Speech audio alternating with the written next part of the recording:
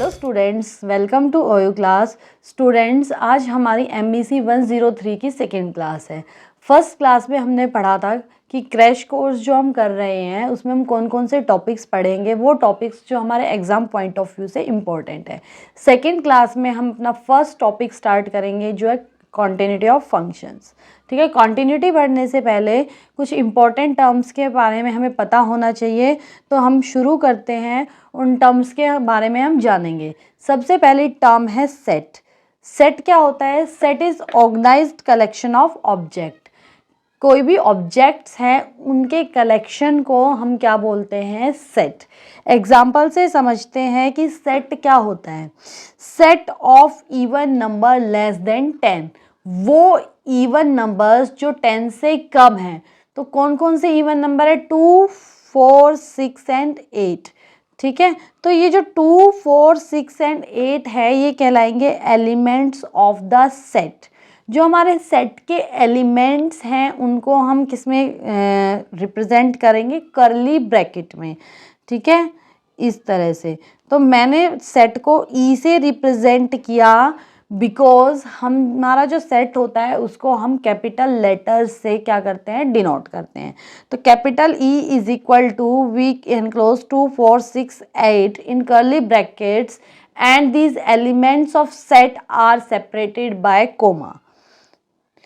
Now our second term is relation. relation को हम denote करते हैं R से, कैपिटल R से। ठीक है, ह्यूमन बींग्स जो होते हैं उनमें भी रिलेशन होते हैं, जैसे मदर और सन का रिलेशन होता है। ठीक है, या फादर और सन का रिलेशन होता है, या फिर ब्रदर सिस्टर का रिलेशन होता है। इसी तरह से सेट्स जो होते हैं हमारे, सेट में भी हमारे रिलेशंस होते हैं। तो हम रिलेशन समझेंगे कि सेट में हम रिलेशन को कैसे डिफाइन करते हैं। एग्जाम्पल देखते हैं। ए सेट दिया हुआ है मेरे को, उसमें 3 एलिमेंट्स दिए हुए हैं, 1, 2 एंड 3। बी सेट दिया हुआ है, बी सेट में एलिमेंट दिए हैं 4, 6 एंड 9। ठीक है, सबसे पहले हम जानेंगे कि कार्टेशियन प्रोडक्ट क्या होता है और हम उसे कैसे निकालते हैं। ठीक है, अगर मैं सेट ए और सेट बी का कार्टेशियन प्रोडक्ट जो है वो निकालूंगी तो उसको कैसे डिनोट करूंगी? ए इंटू बी। ठीक है, फर्स्ट एलिमेंट लिखूंगी सेट ए से जिसको मैंने पहले लिखा है, और सेकेंड एलिमेंट लिखूंगी सेट बी से जिसको मैंने बाद में लिखा है। ठीक है, और हम क्या फॉर्म करेंगे? Ordered pair. ऑर्डर्ड पेयर्स बोलते हैं इनको। ठीक है, तो 1 first element from set A, second from set B. 1, 4, then 1, 6, then 1, 9, then 2, 4, 2, 6, 2, 9, then 3, 4, 3, 6 and 3, 9। इस तरह से हम क्या फॉर्म कर लेंगे? ऑर्डर्ड पेयर्स फॉर्म कर लेंगे। जैसे 1 और 4 है, एक ऑर्डर्ड पेयर है, इसका जो फर्स्ट एलिमेंट है वो फर्स्ट एंट्री कहलाता है, सेकेंड एलिमेंट है वो सेकेंड एंट्री कहलाता है। ठीक है, फर्स्ट एंट्री हमारी बिलोंग करेगी जो सेट पहले लिखा है कार्टेशियन प्रोडक्ट में, और सेकेंड एंट्री हमारी बिलोंग करेगी सेकेंड सेट से जो बाद में लिखा है हमारे कार्टेशियन प्रोडक्ट में। उसके बाद हम रिलेशन को कैसे डिफाइन करते हैं वो देखेंगे।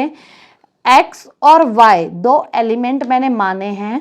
ठीक है, एक ऑर्डर्ड पेयर में एक्स और वाई 2 एलिमेंट है जो एक ऑर्डर्ड पेयर से बिलोंग कर रहे हैं। एक्स बिलोंग करता है ए सेट से और वाई बिलोंग करता है बी सेट से। ठीक है, तो ये एक्स और वाई के बीच में एक रिलेशन एस्टेब्लिश किया है such that y is equal to 3x। ठीक है, तो मुझे इस तरह के ऑर्डर्ड पेयर बनाने हैं जो किस कंडीशन को सेटिस्फाई करते हो? y is equal to 3x। तो हम इस तरह के पेयर बनाते हैं। ए सेट जो मेरा था उसमें एलिमेंट थे 1, 2 एंड 3। बी सेट था उसमें एलिमेंट थे 4, 6 and 9। Now will establish the relation. मेरा रिलेशन क्या था? y is equal to 3x। x की वैल्यूज हमें पता है क्या है, क्योंकि x कहाँ से बिलोंग कर रहा है? सेट ए से। तो सेट ए के जो एलिमेंट्स होंगे वही वैल्यू होगी x की। एक बार हम x को पुट करेंगे 1। ठीक है, x को जब हमने पुट किया 1 आया, तो y की वैल्यू क्या आई? 3। 1 इंटू 3 इज 3। x को जब हमने 2 पुट किया तो y की वैल्यू आई 6। x को जब हमने 3 पुट किया y की वैल्यू आई 9। We get 3 ordered pair 1, 3, 2, 6 and 3, 9। अब हम अपने सेट में देखते हैं ए और बी के बीच में रिलेशन एस्टेब्लिश करके कि कौन कौन से पेयर्स इस रिलेशन को सेटिस्फाई करते हैं। अगर मैं 1 को 4 से मैप करूं तो ये रिलेशन एस्टेब्लिश नहीं हो रहा, ऐसा कोई हमारा ऑर्डर्ड पेयर है ही नहीं, ना 1 6 है ना 1 9 है। उसके बाद 2 से स्टार्ट करते हैं, 2 6 एक ऐसा ऑर्डर्ड पेयर है जो मेरी इस कंडीशन को सेटिस्फाई कर रहा है, यानी कि पहला ऑर्डर्ड पेयर क्या हो गया 2 एंड 6 जो इस रिलेशनशिप को सेटिस्फाई कर रहा है। दूसरा 2 9 भी नहीं सेटिस्फाई करेगा, उसके बाद 3 से स्टार्ट करते रहे, 3 4 भी नहीं सेटिस्फाई करेगा, 3 6 भी नहीं सेटिस्फाई करेगा, 3 9 की मैपिंग हम करेंगे क्योंकि 3 9 इस कंडीशन को सेटिस्फाई कर रहा है। तो एक क्या हो गया ऑर्डर्ड पेयर 3 एंड 9 जो मेरी इस पर्टिकुलर कंडीशन को, इस पर्टिकुलर रिलेशन को क्या कर रहा है, सेटिस्फाई कर रहा है। तो इस तरह से हम रिलेशन को एक्सप्लेन करते हैं और इस तरह से डिफाइन करते हैं, ठीक है। उसके बाद नेक्स्ट टर्म है हमारी फंक्शन। फंक्शन क्या करता है, रिलेशनशिप को डिस्क्राइब करता है जिस रिलेशनशिप में एक या एक से ज़्यादा वेरिएबल होते हैं, ठीक है। जैसे एग्जाम्पल लिखो है John is a professor, John क्या है, एक प्रोफेसर है, तो John is equal to professor, ठीक है। तो ये क्या है, एक रिलेशन है। देन फूड, फूड कौन कौन से है, चेरीज चीज चॉकलेट्स, ठीक है, ये सब क्या है, फूड है। यानी कि फूड एक सेट है जो जिस सेट में क्या क्या एलिमेंट्स है आपके, चेरीज चीज एंड चॉकलेट, ठीक है। मान लेते हैं हम अगर इनपुट हम देते हैं कोई तो हमें उससे क्या मिलता है, आउटपुट जनरेट होता है, ठीक है। इनपुट हम क्या करेंगे, इनपुट लगाएंगे तो हमें क्या मिलेगा, आउटपुट मिलेगा। आउटपुट जो है वो डिपेंड करेगा इनपुट के ऊपर, ठीक है। एग्जाम्पल लेते हैं टीवी रिमोट का, ठीक है। अगर हम टीवी रिमोट में वॉल्यूम इंक्रीज करने वाला बटन दबाएंगे तो उससे क्या होगा, वॉल्यूम इंक्रीज होगी, ठीक है। तो हमने एक इनपुट दिया जिससे हमें आउटपुट मिला, ठीक है। और वो आउटपुट किस पे डिपेंड किया, जो हमने इनपुट दिया था वही फंक्शन किया रिमोट ने, ठीक है।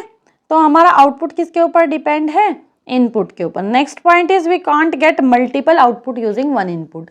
एक इनपुट यूज करके हमें मल्टीपल आउटपुट्स नहीं मिल सकते। फॉर एग्जाम्पल हमने एग्जाम्पल लिया था कि रिमोट की मैंने वॉल्यूम इंक्रीज की, अगर मैं वॉल्यूम इंक्रीज कर रही हूँ तो ऐसा नहीं है कि मैं एक बटन से वॉल्यूम इंक्रीज कर दूंगी और उसी से हमारा चैनल भी चेंज हो जाएगा, ठीक है। तो एक अगर हम इनपुट दे रहे हैं तो उससे मुझे एक ही आउटपुट मिलेगा, ठीक है।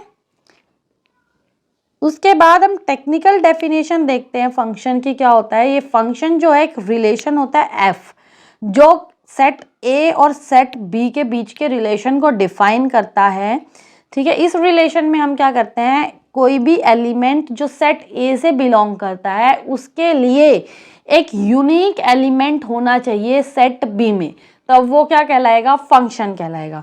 हम एग्जांपल्स देखते हैं कि कौन से जो पेयरिंग है उसको हम फंक्शन कहेंगे, किसको हम फंक्शन नहीं कहेंगे।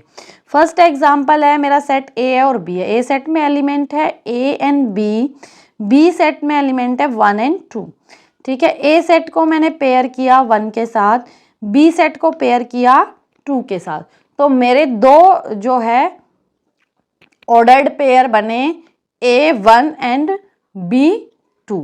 ये क्या है, सेट है भाई, हर एलिमेंट के लिए क्या है, यूनिक बी है, या फिर हम कह सकते हैं हर इनपुट के लिए हमें आउटपुट मिल रहा है, ठीक है। सेकंड हमने ए की पेयरिंग की 2 के साथ और बी की 1 के साथ, या मैपिंग भी हम कह सकते हैं, ठीक है। तो मुझे मिला A2 और B1, दो ऑर्डर्ड पेयर मिले, ये भी एक फंक्शन है। उसके बाद नेक्स्ट है ए की पेयरिंग की मैंने 1 के साथ मैपिंग की और बी की मैपिंग भी मैंने 1 के साथ की, दो इनपुट से मुझे एक आउटपुट मिल सकता है, ठीक है।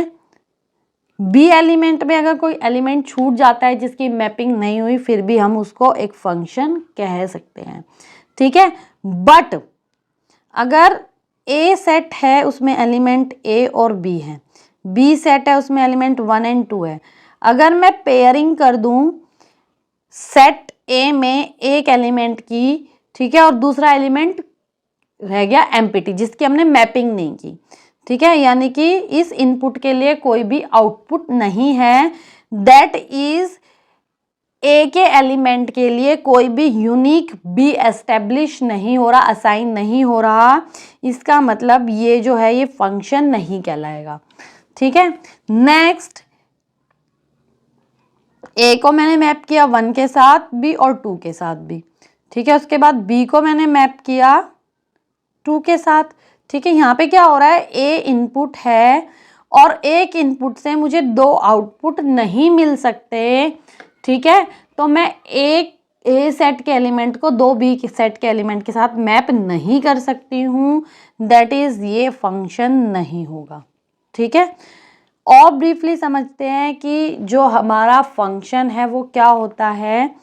फंक्शन जो होता है वो एक रूल होता है जो ए से बी को कनेक्ट करता है।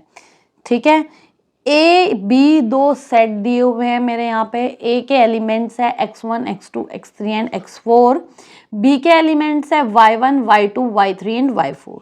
ठीक है, तो हमने सेट को रिप्रेजेंट कर लिया सर्कल में, x1 x2 x3 x4 elements लिखे और हमने मैपिंग की x1 की y1 के साथ, x2 की y2 के साथ, x3 की y3 के साथ एंड x4 की y4 के साथ। ठीक है, यहाँ पे एक तो जो मेरा ये सेट है, ए सेट है, इसमें कोई भी एलिमेंट जो है वो सबकी मैपिंग है, कोई भी एलिमेंट छूटा नहीं है, इसका मतलब ये फंक्शन है। दूसरा, हर इनपुट के लिए मुझे आउटपुट मिल रहा है, दैट इज हम कह सकते हैं कि ये फंक्शन है। ठीक है, अब जो मेरा ए सेट है उसके सारे एलिमेंट क्या कहलाएंगे, डोमेन ऑफ फंक्शन। जो बी सेट है उसके सारे एलिमेंट कहलाएंगे codomain of the function, that is elements of set A x1 x2 x3 and x4 they are called domain of the function. Then set B के जो elements है y1 y2 y3 and y4 they are called codomain of the function. जिन elements B set के जिन elements के साथ मैंने mapping की है, ठीक है, that is y1 y2 and y3, y4 के साथ मैपिंग नहीं की, इसको छोड़ देंगे हम। तो ये y1 y2 y3 और y3 तक ये क्या कहलाएंगी, मेरी रेंज ऑफ द फंक्शन। ठीक है, रेंज हमेशा क्या होगी, सबसेट होगी कोडोमेन की, यानी कि रेंज का हर एलिमेंट किस में रहेगा, कोडोमेन में रहेगा। कहने का मतलब क्या है कि जो हमारी रेंज है वो कहाँ से निकलेगी, इन एलिमेंट से ही निकलेगी, कोडोमेन से निकलेगी। ठीक है, अब हम देखते हैं कि क्या लिखा हुआ है। ये कह रहा है y is f is equal to F X, that is, इसको हम कैसे रीड करेंगे, y is function of x।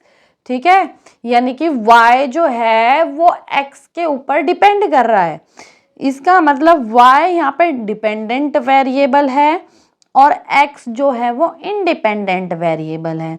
That is y की वैल्यू x की वैल्यू के ऊपर डिपेंड करेगी। मान लो मेरे पास एक इक्वेशन है, या हम कह सकते हैं एक फंक्शन है, y is equal to 3x plus 2।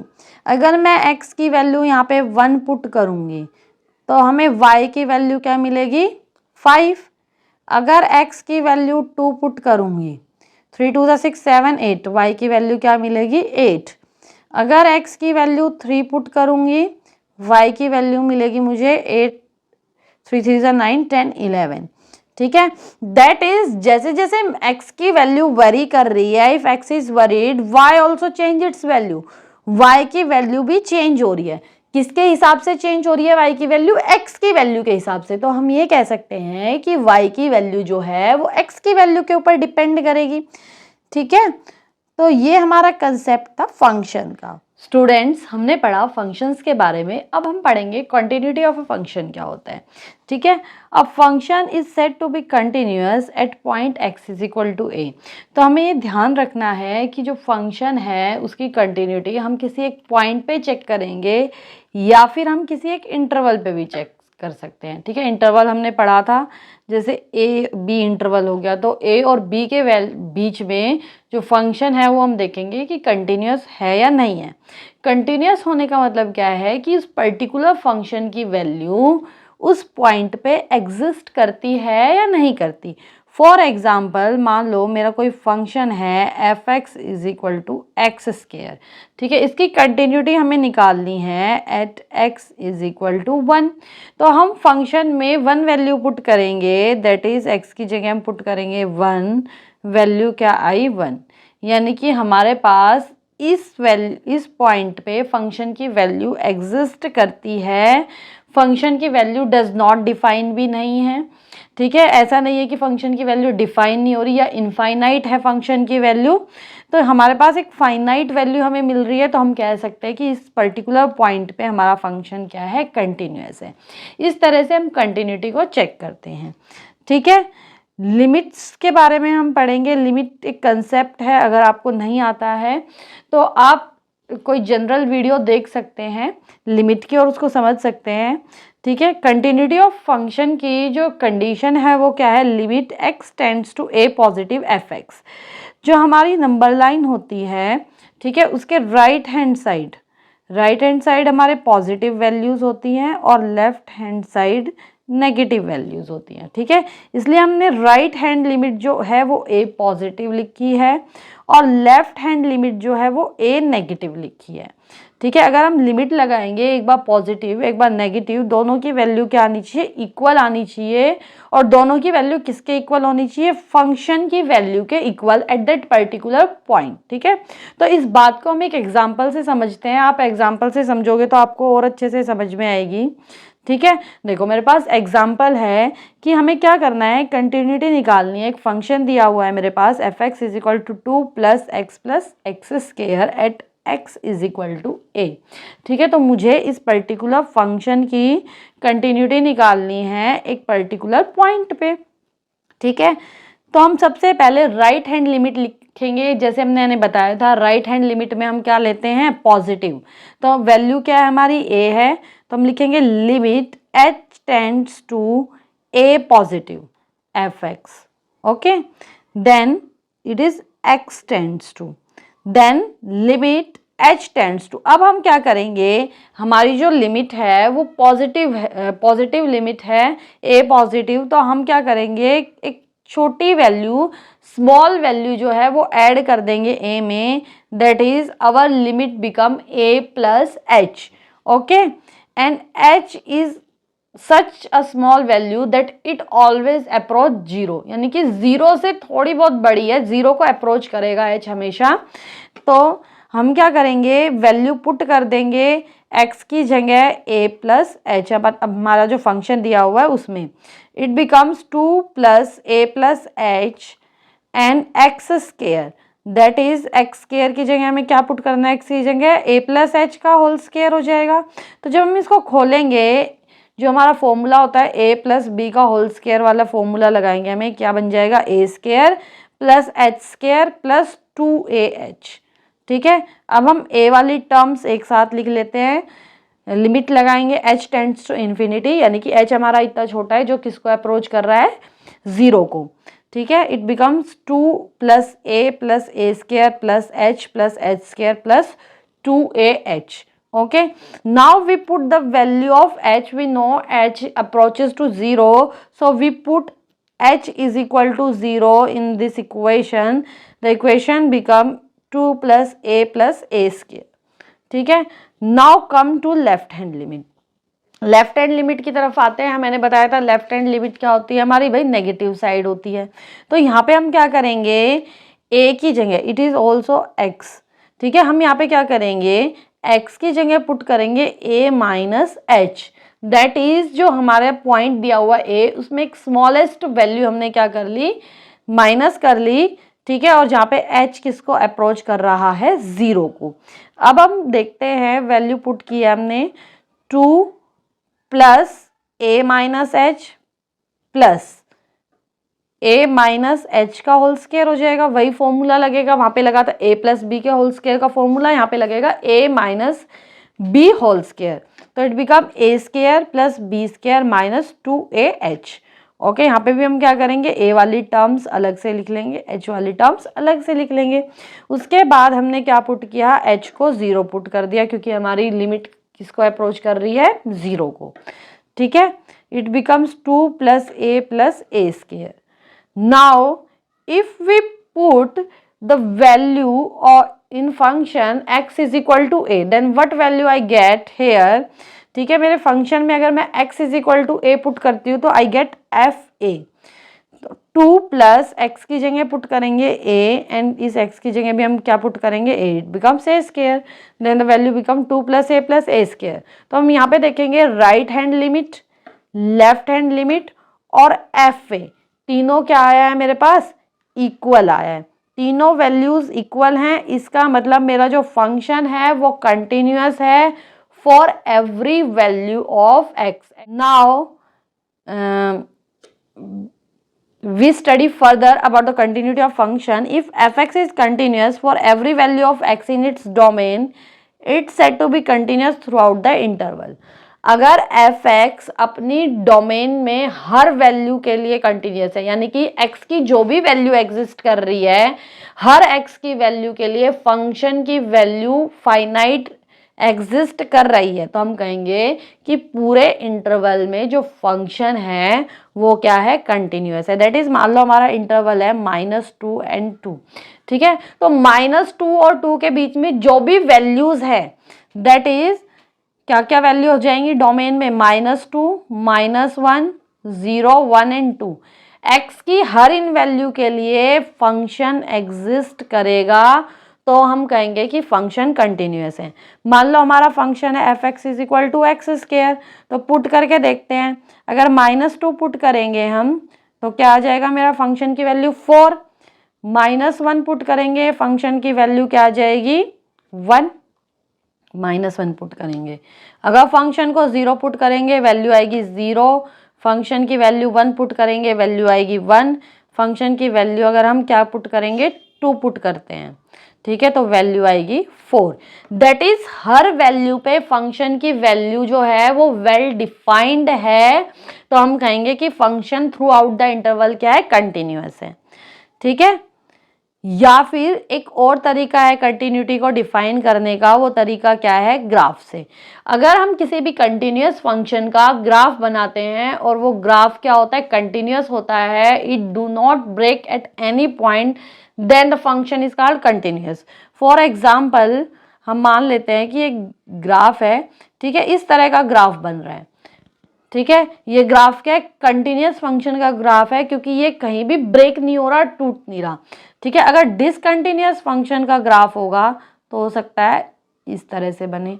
ठीक है, जिसको बनाने के लिए मुझे क्या करना पड़े, पेन उठाना पड़े, पेन लिफ्ट करना पड़े, और जो ग्राफ है वो ब्रेक हो रहा हो किसी पॉइंट पे, वो क्या कहलाएगा, हमारा डिसकंटिन्यूअस फंक्शन कहलाएगा।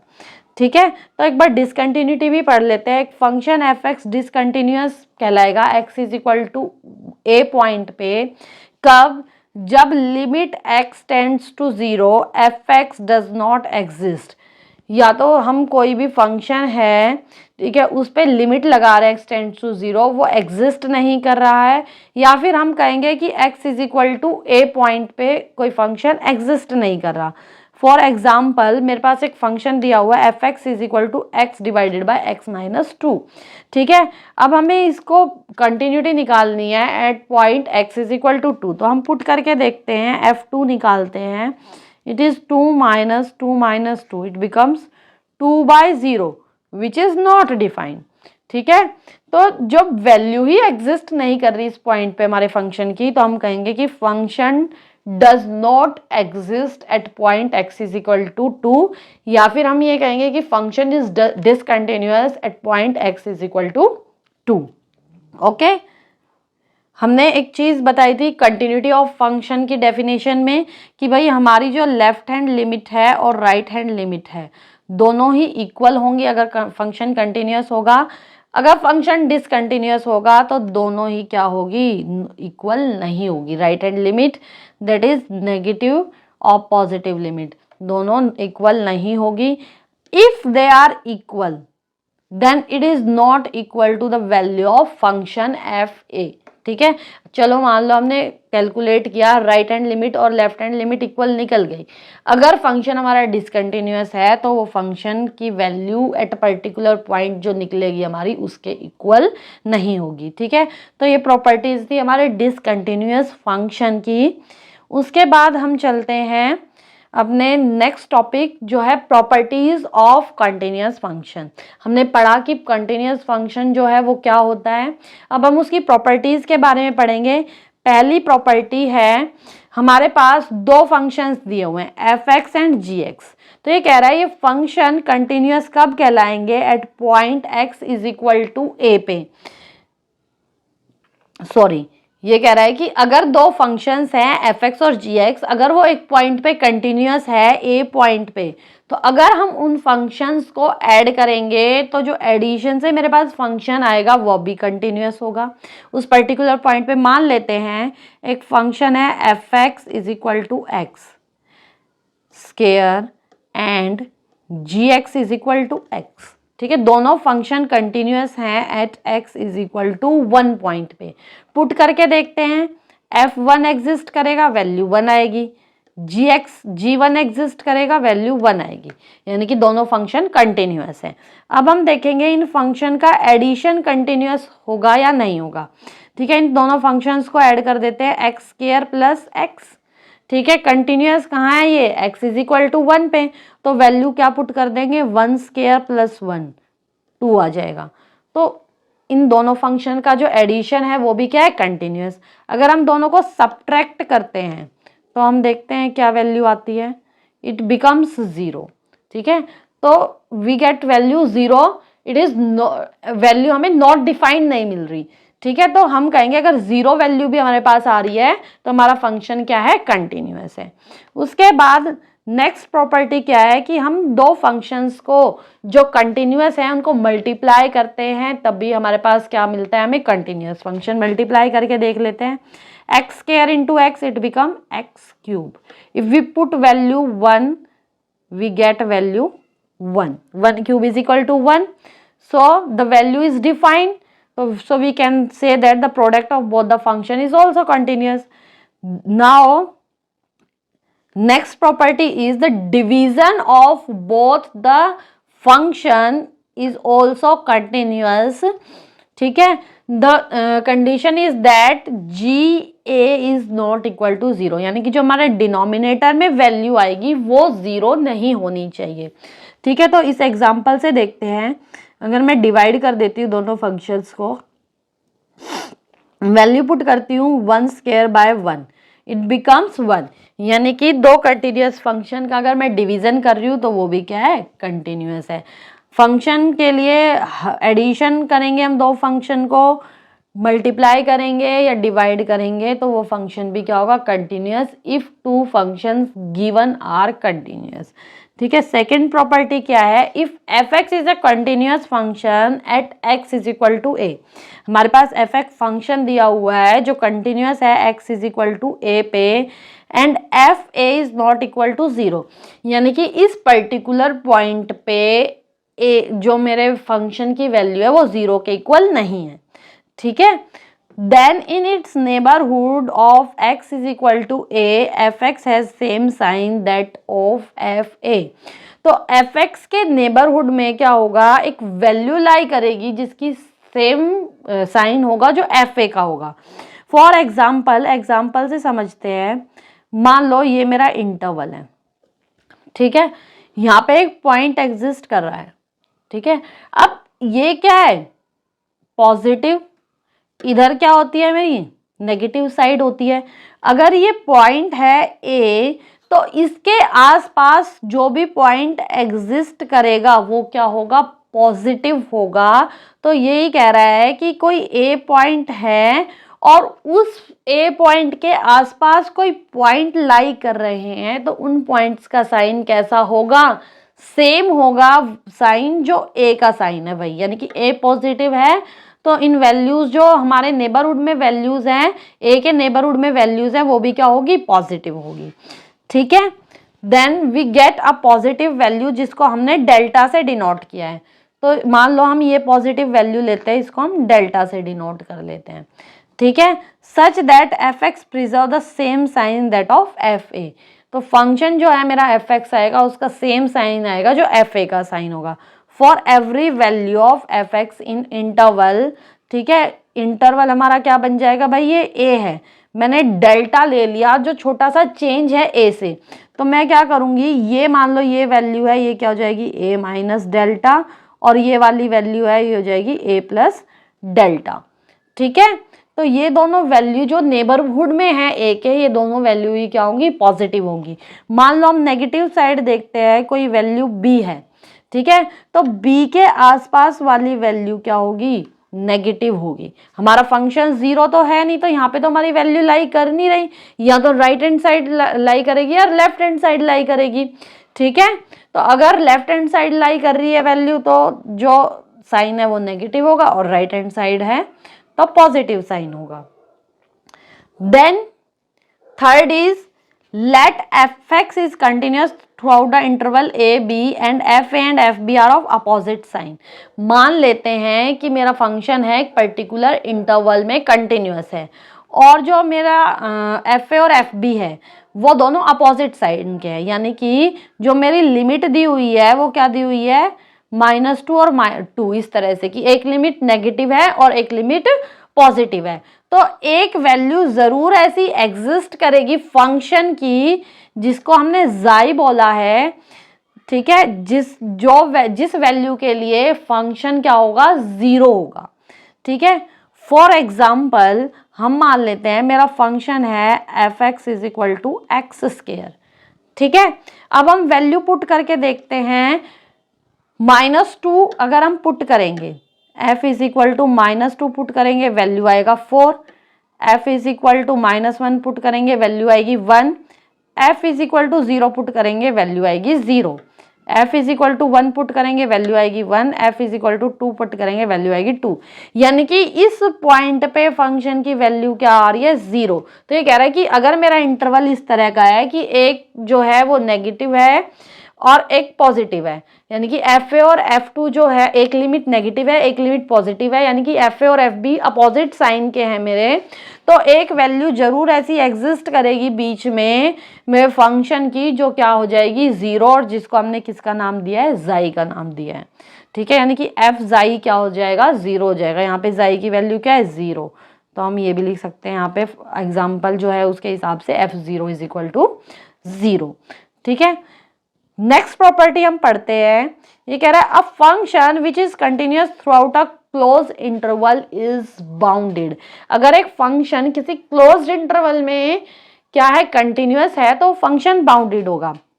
फॉर एग्जाम्पल मान लो एक ग्राफ बना लेते हैं हम फंक्शन का। ठीक है, इस पर्टिकुलर इंटरवल में फंक्शन जो है वो कंटिन्यूअस है, तो अगर मेरा ग्राफ इस तरह से ऊपर गया है तो ग्राफ नीचे भी आएगा और इस पॉइंट को अप्रोच करेगा, यानी कि दोनों साइड से क्या होगा, बाउंडेड होगा। ऐसा नहीं होगा कि इस पॉइंट से ऊपर गया मेरा ग्राफ और फिर नीचे ही नहीं आया। ठीक है, तो क्या होगा, दोनों पॉइंट से बाउंडेड होगा through out the interval. Next है a continuous function in an interval actually attain in upper and lower bound at least once in the interval।